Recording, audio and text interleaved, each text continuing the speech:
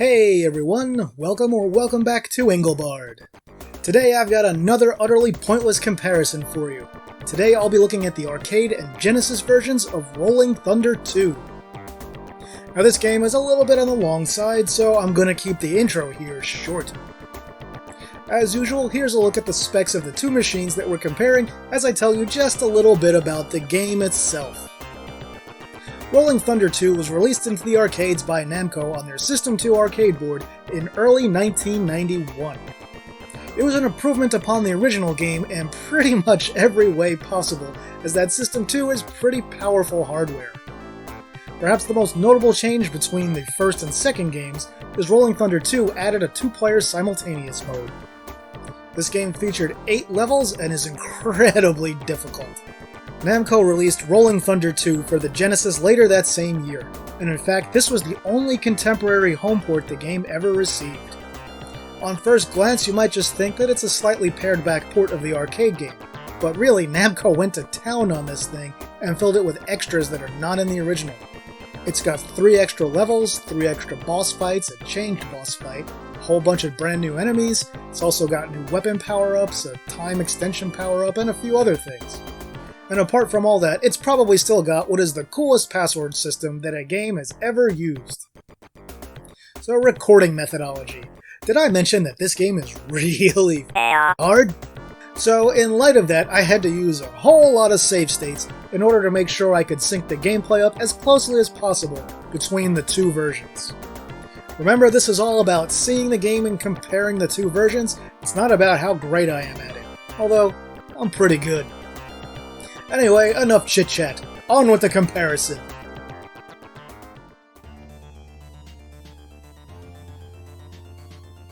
Immediately from the intro, we can see that arcade Rolling Thunder 2 can display way more colors and has fancy scaling hardware. The Genesis intro is still pretty close though.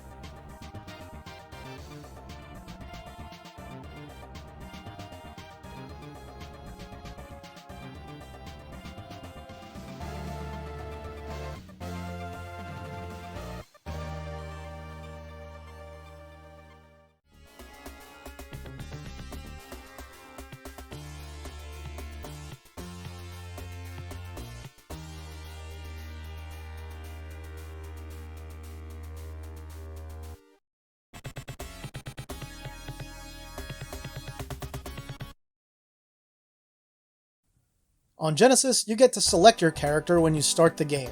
In the arcade, player 1 is always Layla, and player 2 is always Albatross. On Genesis, you also get cutscenes before every level.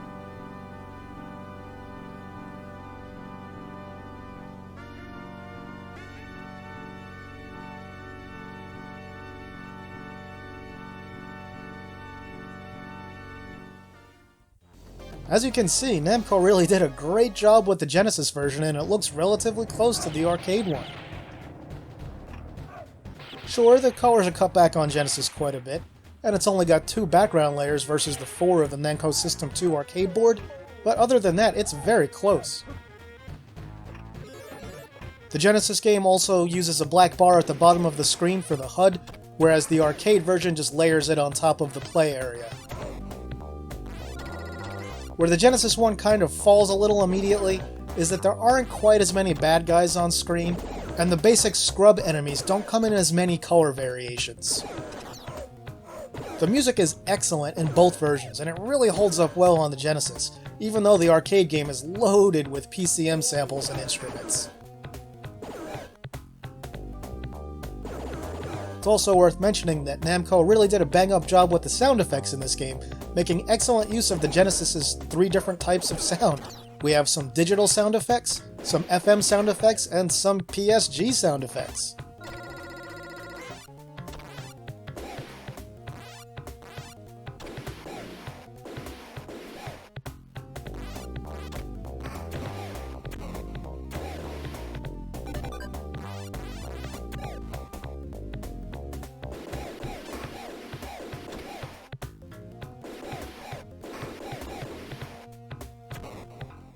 On Genesis, we get a neat little round clear animation that isn't in the arcade game.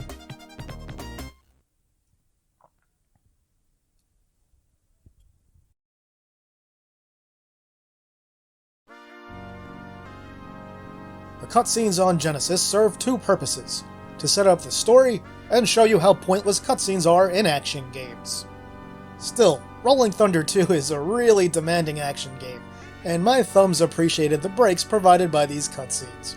Also, you can skip the cutscenes, something that was impossible to do on 32-bit hardware.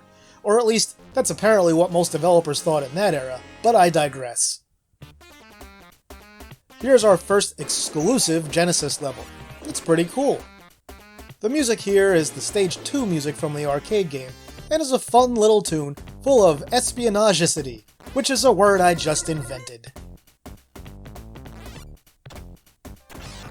It introduces the Panther enemy that's exclusive to the Genesis version, along with alcoves that you can quickly duck into.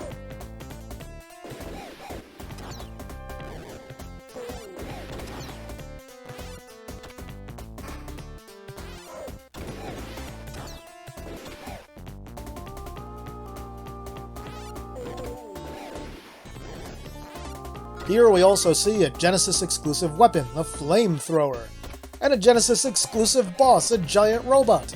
So much exclusiveness!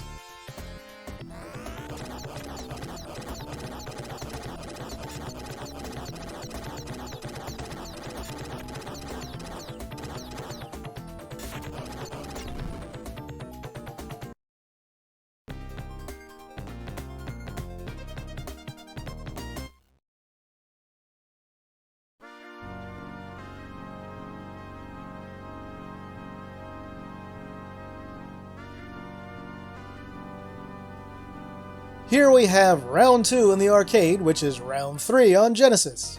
It's much brighter in the arcade original. Not really sure why, but there we are. The Genesis replays the Stage 1 music here. The arcade version plays the same song as Genesis Stage 2. You know, the one you just heard.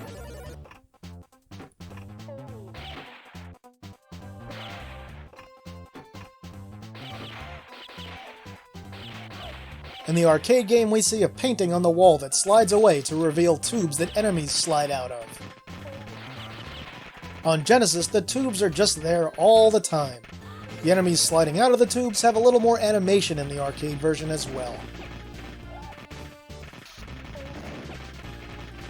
Once again, we see a greater variety of enemy types and colors in the arcade original. The backgrounds are a little different at the end of the stage here. The arcade uses multiple layers, while the Genesis version obscures much of the background with extra foreground tiles.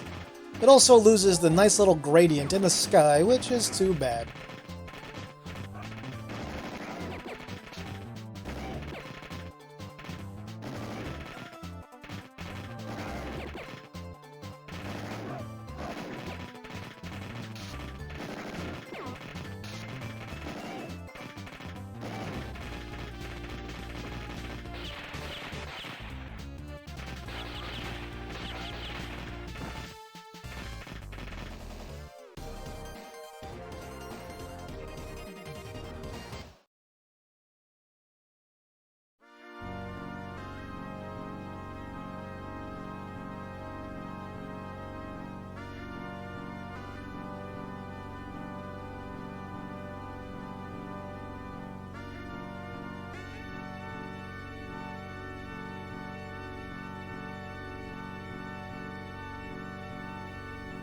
This is Arcade Round 3 and Genesis Round 4. The background layers are quite a bit different between the two versions of this stage. We lose the sky gradient again on Genesis, and the layer of thick bushes from the arcade is gone, but replaced with some tech in the background that we see a bit later in the level in the arcade game.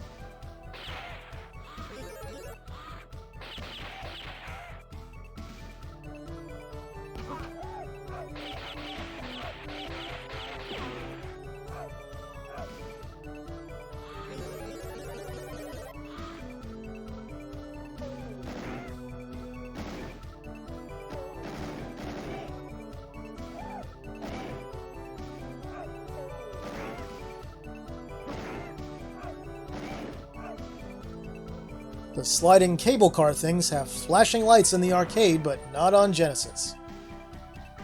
But hey, at least in both versions you get to watch the grenade-throwing enemies jump up and down like lunatics while the car stops before the railing lowers. Oh, did you notice you can only jump up levels that have a railing on them? Nice touch.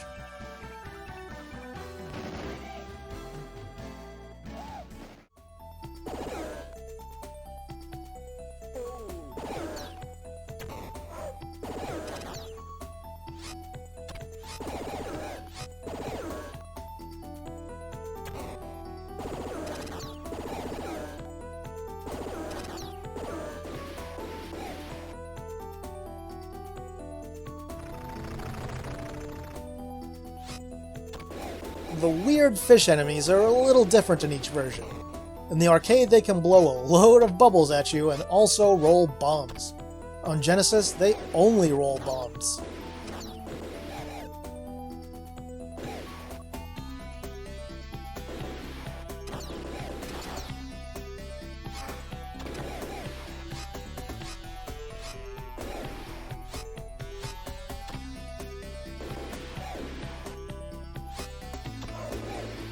This song sounds amazing in both versions, and I'm not sure which one I like better.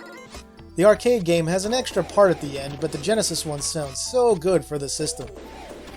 Anyway, I like the main melody better on Genesis, I guess, and the guitars better in the arcade.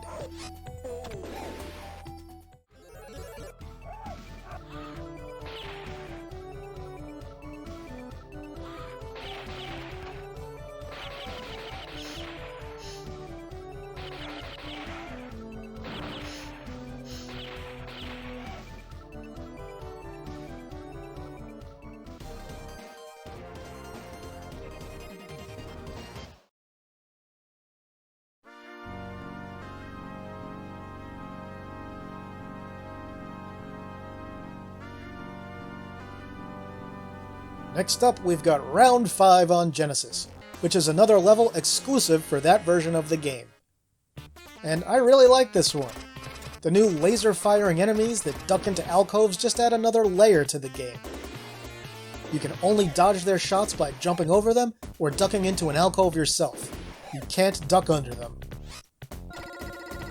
We also get the awesome laser gun in this level, which sadly only appears in this level.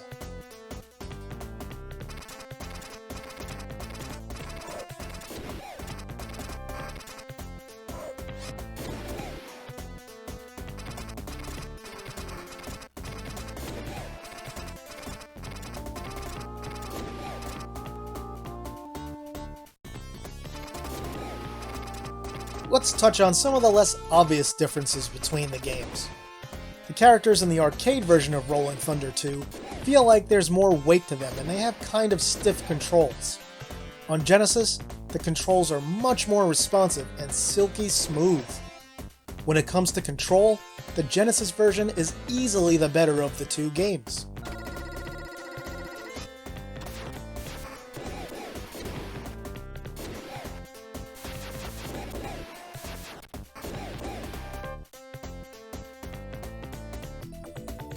Here's the super annoying boss area of this level. You just have to avoid the laser blasts while taking out a legion of scrubs. Incidentally, a legion of scrubs sounds like it should be a DC comic, doesn't it?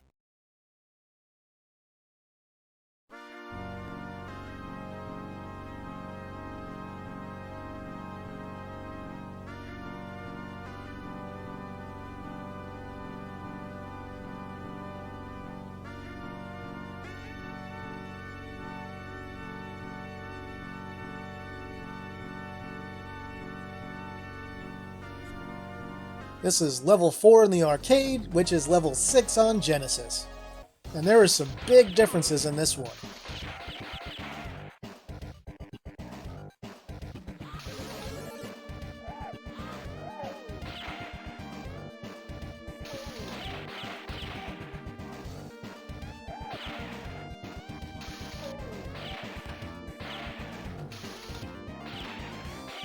Look at the big blank wall on the Genesis there. What an eyesore. The arcade gets this awesome cylindrical tube-looking thing. And hey, look at that! A huge vehicle scales up from the distance and enemies jump out. On Genesis, the wall folds away, revealing a similar door in a weirdly proportioned octagon. I'll note here that according to interviews from years ago, Sega originally wanted to include scaling hardware in the Genesis, but cut it out at the time due to the cost. Imagine what games would have been like on this system with hardware scaling. Oh well.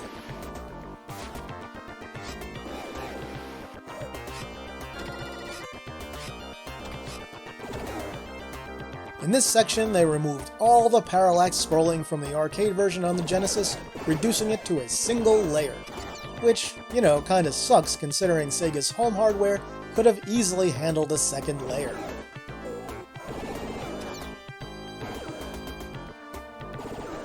Also of interest here is we have a little pause, like we see in the Genesis version of Strider, while something apparently loads. Genesis Rolling Thunder 2 has a few of these mid-level pauses. This time I think the song sounds significantly better on Genesis. Those parallax murderers at Namco once again killed off the extra layers of scrolling on Genesis. Until we get to the very end, and then, boom, there's an extra layer for ya. But look at this on Genesis. We get extra animation of the bad guy jumping into the submarine, and then the submarine going underwater. Take that, vastly superior Namco System 2 arcade hardware!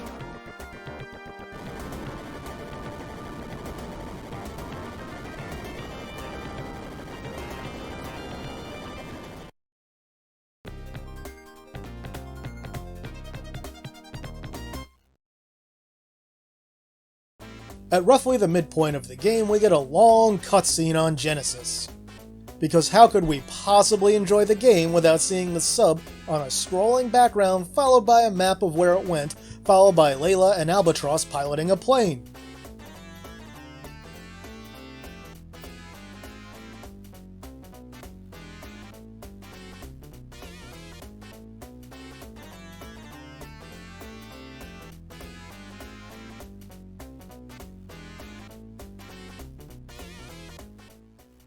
So they parachute down, eh? Weren't they piloting the plane a second ago? Did they just jump out of the plane and let it crash into Egypt? Convince me they aren't the villains of this game. Oh wait. On second thought, I won't wait, seeing as this is a pre-recorded video and all. Anyway, here's Egypt. First off, the arcade game Round Start jingle changes on this level, and stays changed for the rest of the game. Genesis uses the same start round jingle on every level.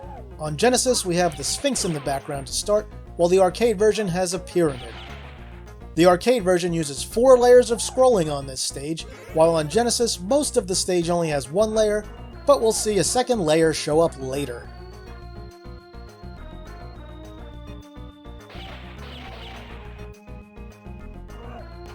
If you watch blind speedruns on GDQ's Twitch or YouTube channels, you may remember seeing this level. It's amazingly frustrating and awesome all at the same time.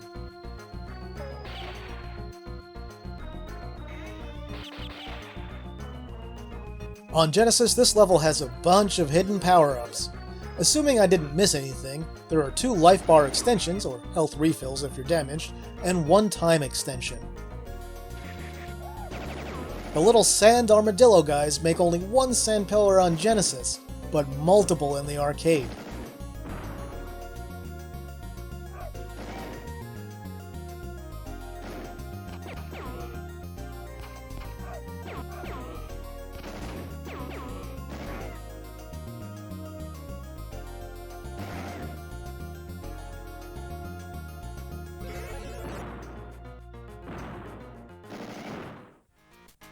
Hey, there's the Sphinx in the arcade version. Yay. I think the music in this stage sounds way better in the arcade original, by the way.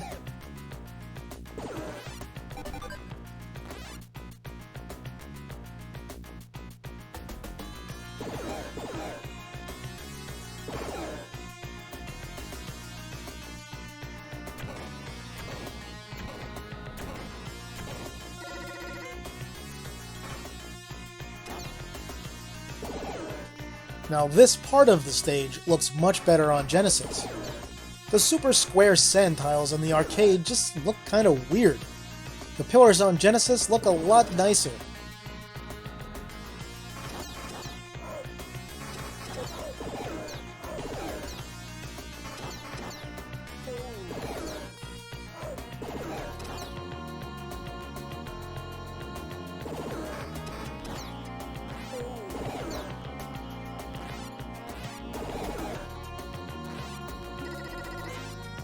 And hey, there are the pyramids on Genesis.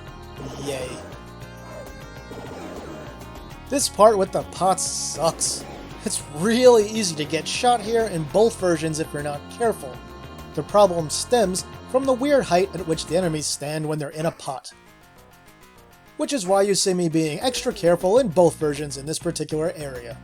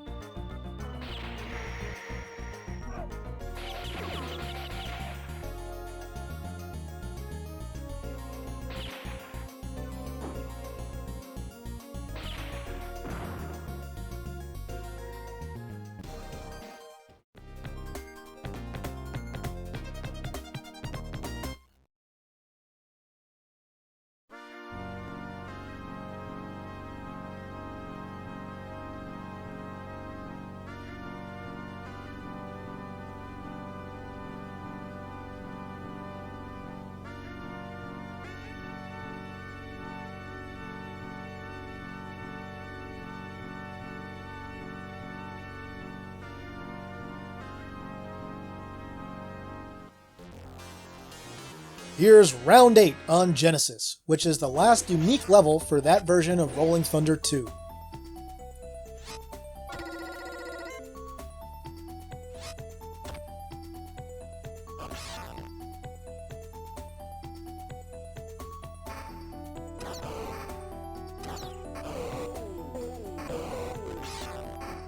This one is a bit less inspired than the first two original levels, but it's still pretty good. Level 8 combines most of the new elements from levels 2 and 5. We have the panther enemies, the alcoves to duck into, and the flamethrower weapon.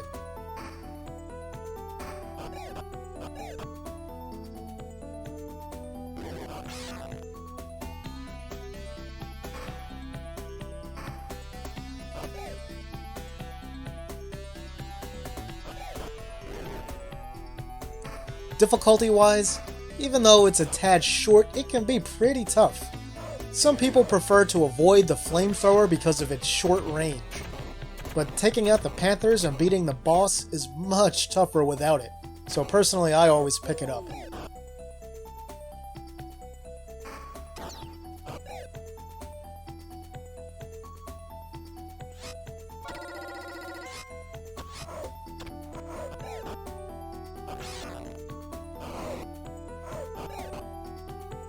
And here's the super annoying boss! Your chances of being killed the first time you get here and see this boss are approximately 100%.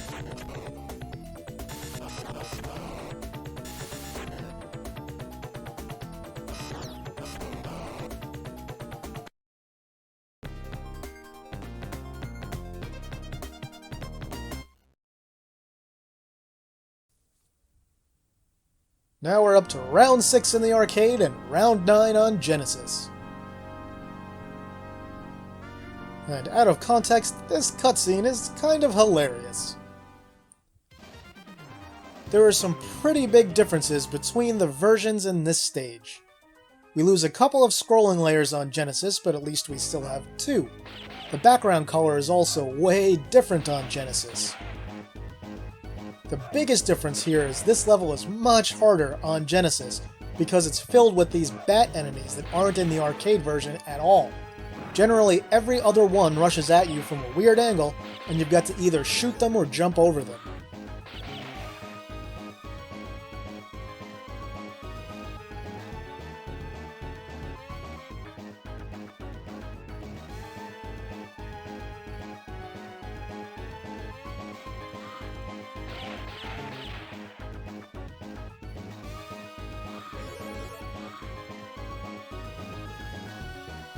The arcade game uses a new song in this level. The Genesis game uses a song from an earlier level. It would have been nice to have the extra song on Genesis, but honestly, I'm not a fan of the arcade song in this level.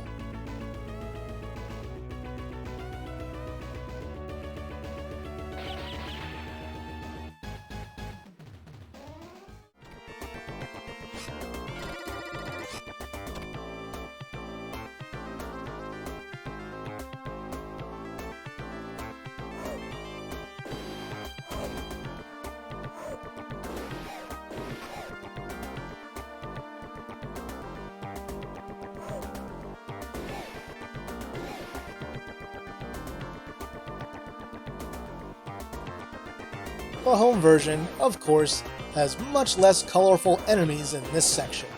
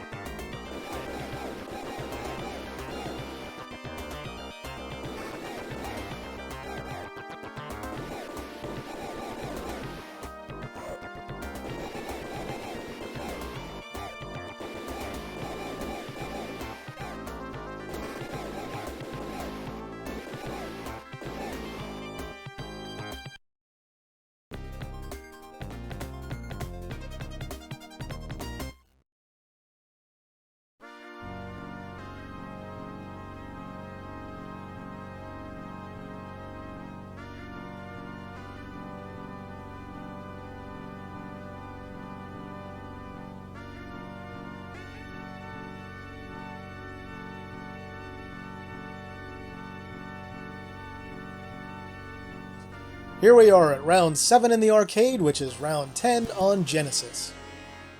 This is the second to last level in both games. The backgrounds are a lot fuller and more detailed in the original arcade game, and have additional scrolling layers. Also, in this level we get another original song in the arcade version, and it's really good. Man, I'd wish they put that one on Genesis. Instead, the home version repeats the song from the first level again.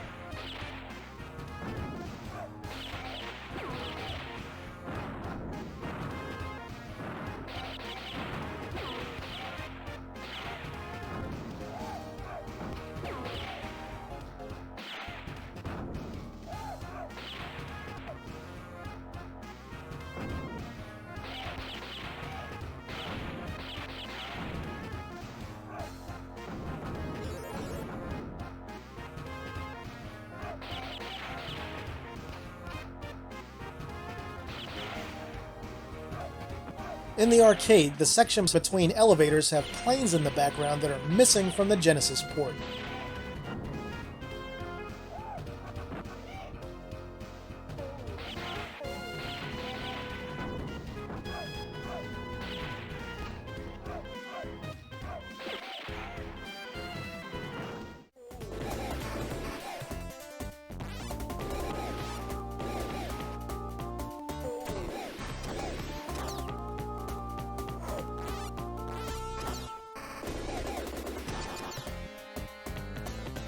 The arcade elevators are a lot more detailed too, featuring flashing lights and gates that were rudely omitted from the Genesis version.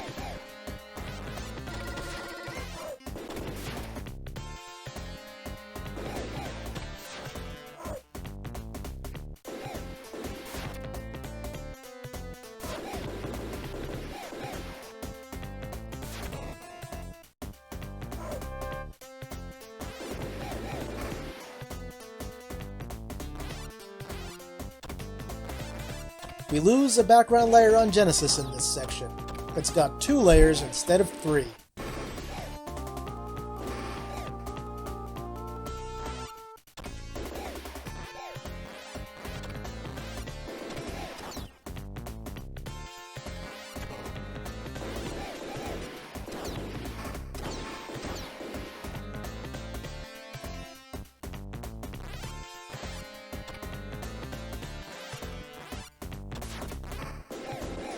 If you wondered what happens when you run out of bullets in this game, wonder no more. You can shoot 1 extra slow bullet at a time. You can't fire again until the last one is either off-screen or has struck an enemy or foreground element.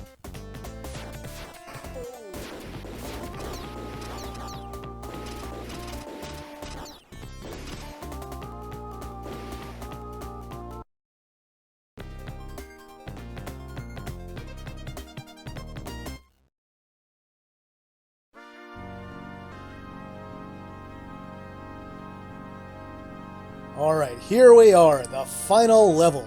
This is round 8 in the arcade and round 11 on Genesis. For this level, I'm showing you Loop 2 on the Genesis, which changes the background colors of the levels, a la Street Fighter II Champion Edition. On Loop 1 on the Genesis, the colors are closer to the arcade game. I'm showing you Loop 2 so we can see how much more difficult the enemies are, how different it is, and so we can also see the real ending. The water on the ground animates in the arcade version, but not on Genesis. Now with both versions of this level, you really have to conserve ammo for the boss fight at the end. So you'll see me avoiding more enemies than I'm killing at certain points. And on Loop 2 on Genesis, the regular enemies take 3 hits to kill instead of 1.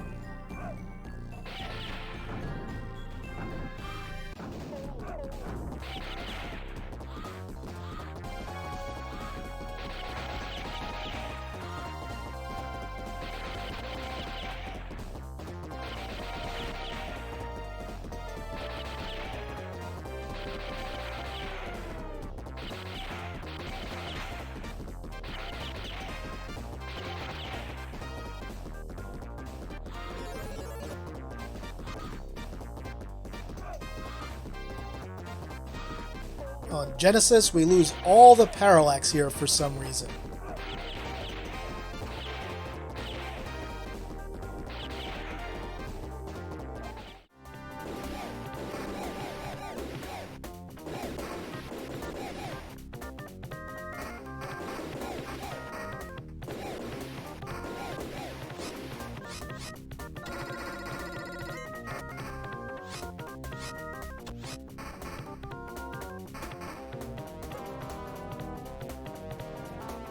And now it's back! The music is great in both versions of this stage, by the way.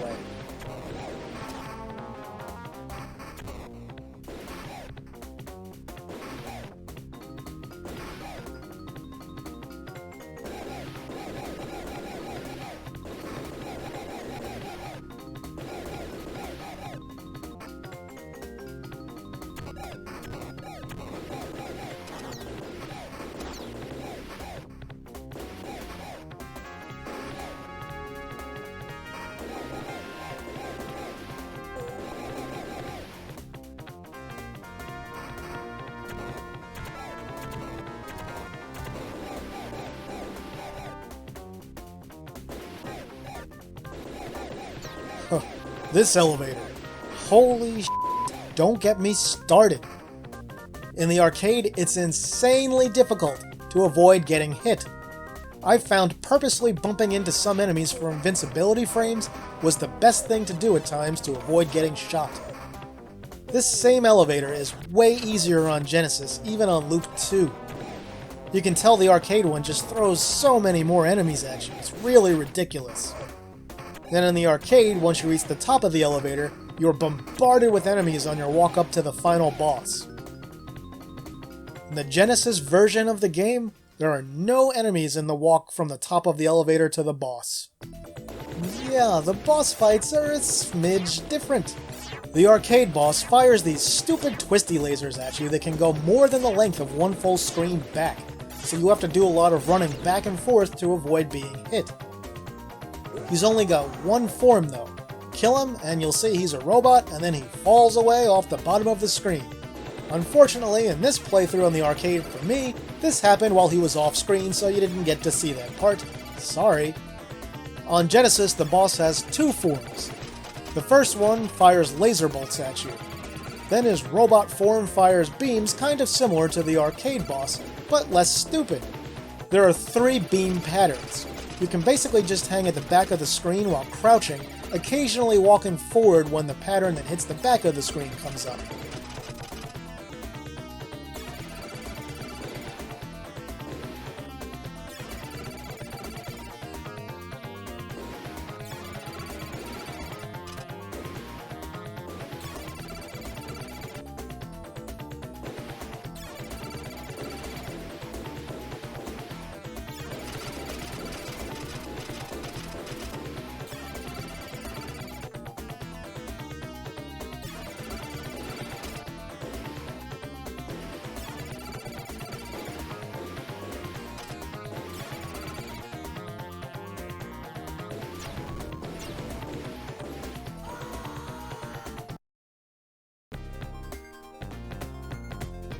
And finally, the ending.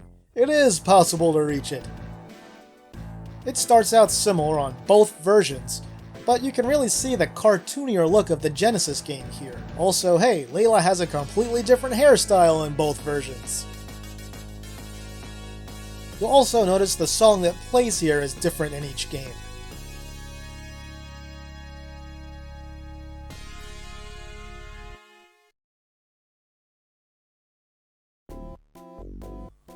There are actually 2 songs on the Genesis, and we get a whole extra ending sequence.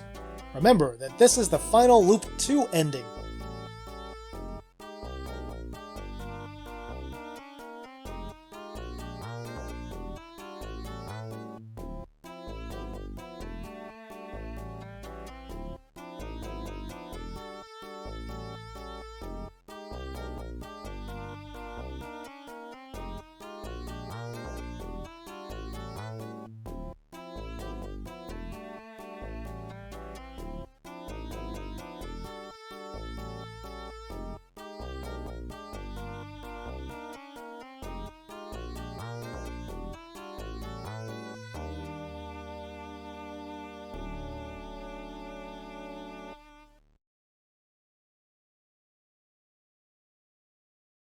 If you finish the first loop, it tells you have to play the game a second time for the real ending. And oh look, a picture of most of the enemies. Isn't that nice?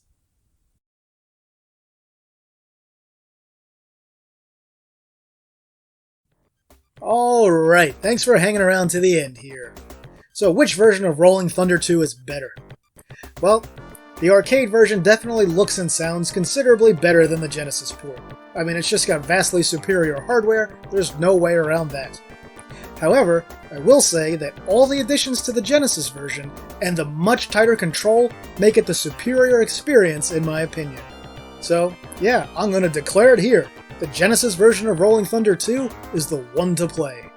So tell me about your experience with Rolling Thunder 2. Do you like the arcade version better, or do you prefer the Genesis version? Have you played either of them? Go ahead and let me know in the comments. And that'll bring us to the end of another video, my retro gaming friends. If you enjoyed it, please toss it a like and share it. If you haven't yet, please subscribe and also ring that notification bell. With that, I'll say thanks for watching, and see me later.